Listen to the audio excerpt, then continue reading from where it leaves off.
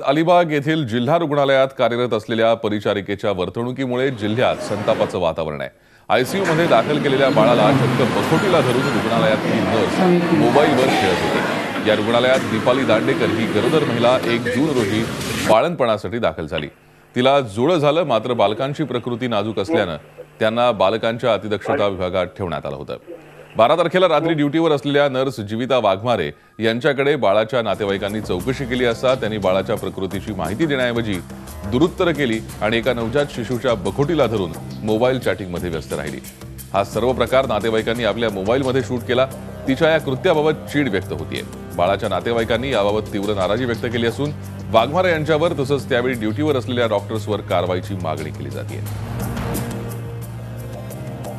अलिबाग जिल्हा रुग्णालयातील हा व्हिडिओ आपण पाहिला असता या व्हिडिओमधील नर्स जीविका वाघमारे हिने केलेला जो काही प्रकार आहे तो अतिशय दुर्दैवी आहे।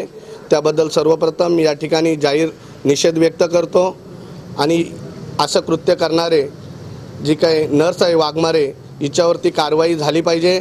त्याचप्रमाणे त्या ठिकाणी असणाऱ्या डॉक्टरांवरती कारवाई झाली पाहिजे।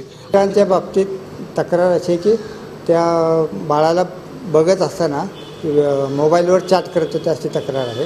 तसंच ते फोनवर व्यवस्थित बोलणं झालं नाही अशी पण तक्रार आहे। त्याच्याबद्दल आम्ही त्या आल्यानंतर त्यांची एन्क्वायरी करूया आणि त्याच्यामध्ये काही दोषी आढळले तर त्यांच्यावर 100% कारवाई होईल। झी 24 तास रहा एक पाऊल पुढे।